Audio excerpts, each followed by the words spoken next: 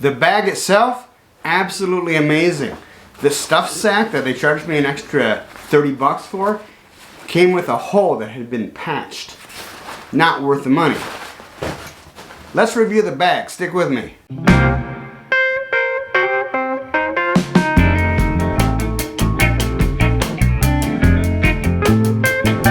For the Hardcore Camping Gear channel, the YouTube channel where we explore and review the camping gear that you need to be self-contained, self-reliant, and most of all comfortable camping in the outdoors, right here with my best boy, Banjo, the Border Collie. Go on, buddy. Today we're looking at the US military's MSS, which stands for Modular Sleep System Intermediate Sleeping Bag. This is a sleeping bag that is part of a three-part system, which includes this bag, which is the heavier of the two sleeping bags, a lighter patrol bag that this one fits inside of, and then also a bivy sack, which also adds maybe 5 to 10 degrees depending on who you listen to. The entire system supposedly can get you, depending on who you listen to, anywhere down to -30 to -50 Fahrenheit. I will not be testing it at those temperatures. I have the bivy bag. I do not have the patrol bag yet anyways.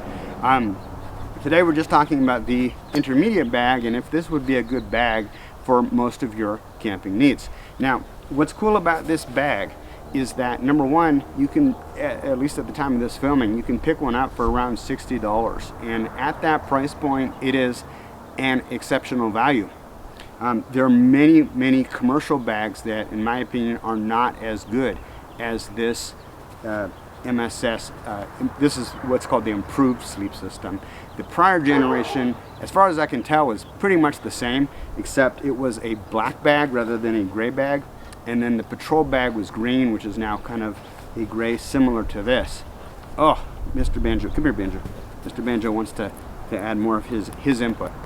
Okay, go on, go play. Go on, go play. Go play. So, anyways, what makes this a great bag? I'm going to tell you right off the bat. What I love about this bag compared to other bags, let me see if I can pull this up here and show you, is like most military bags, in my experience, these zippers are real heavy duty. I don't know if they're actually YKK zippers. Sorry, what I was saying before my battery died was that this, like a lot of military bags, has these oversized zippers. I don't know if technically they're YKK, because usually if they're YKK, in my experience, they will say YKK on the tab. These don't have a tab, they just have a pull string. But what's great about this bag is that if you need to get out of it in an emergency, all you have to do is pull and it zips apart, which is a feature I absolutely love. I will not buy a sleeping bag, intentionally anyways, that does not have that feature, because I love, if you wake up in the middle of the night and you have to get out of the bag really quick for whatever reason, you don't have to fumble around. Whereas a lot of the commercial bags, they have small zippers. It's difficult. You have to manually unzip them in order to get out of the bag. A lot of times they'll get stuck. I haven't had that problem with this getting stuck. Now, this is, as best as I can tell from my research on the internet, this bag alone is rated down to -10. I find that highly optimistic. I've had this bag down to about 20 degrees Fahrenheit and have been comfortable in it, but I have a hard time seeing it go much lower than that. Maybe 15 degrees, hard to say. If you've used just this intermediate bag in colder temperatures with just this and a sleeping pad and nothing else, comment below the video, because I'd love to hear what your experiences were like. But for my money, I probably wouldn't look towards going into colder weather than around 20 degrees Fahrenheit with just this bag alone. Survival ratings versus comfort ratings. This may allow you to survive down to -10 with just this and a sleeping pad. I don't know. I don't plan to find out. The way that the military does it apparently is they look at what will allow a soldier to sleep for 4 hours and not die. That is not my criteria. I am a base camper. I have to go out and set up a campsite. You can use this for backpacking, but it is a little bit on the heavy side. I probably wouldn't if I was going to cover a lot of ground, but for my type of camping, it's perfect. Now, I will say that as I've gotten older, I've kind of moved away from the mummy bags and more towards the rectangular bags that typically don't keep you as warm, because basically with a mummy bag, your body doesn't have to eat up so much extra space.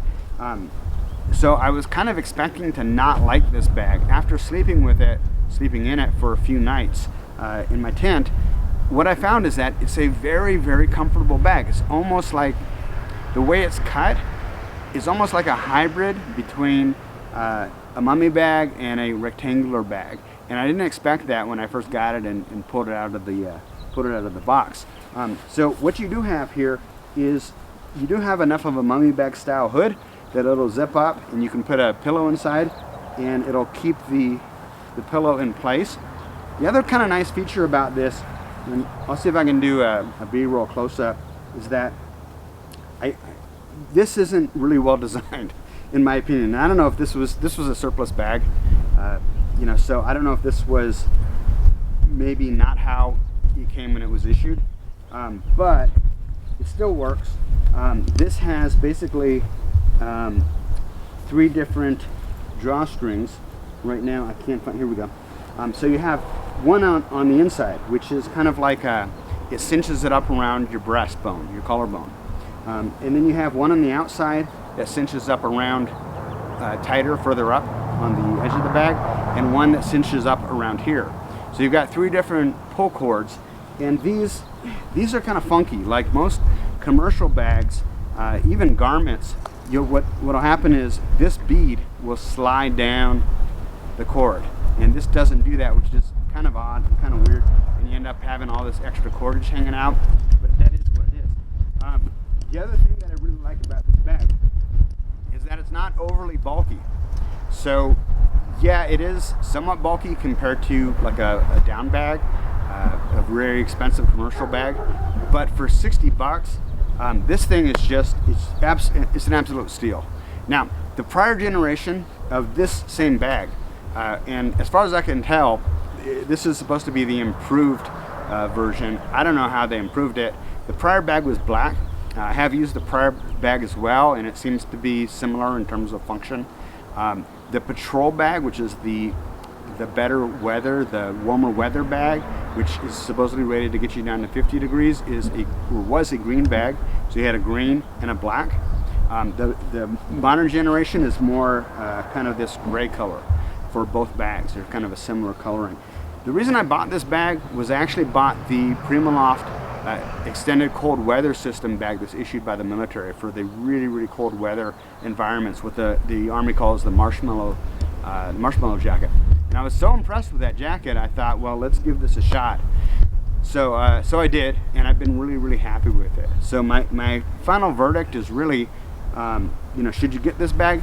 Yeah, grab one while you can, because with all the pandemic and stuff, we're seeing a lot of stuff in the surplus market just kind of disappear or be hard to find.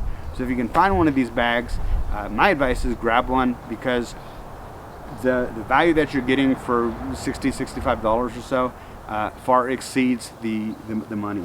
So really, really good bag, highly, highly recommended if you're going to be camping in temperatures down to about 20 degrees Fahrenheit.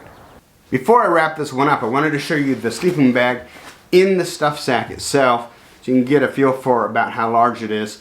And it is a good stuff sack, it's just that it's not worth 30 bucks used. So if you can get a new one in good condition, you know, new with tags, go for it. Otherwise, I'd say buy an aftermarket compression sack for your MSS sleeping bag. Hey guys, thanks for watching. You can check out hardcorecampinggear.com for links to all, or at least most of the gear that we review if you'd like to help support the channel. I appreciate it. Remember to like, share, subscribe, hit the notification bell, and most importantly, comment in the comment section below if you have experience with this bag and what your thoughts and opinions are, because I'm always curious to hear what other people think about the gear that I've purchased, and specifically the gear that I've reviewed. Take care, guys.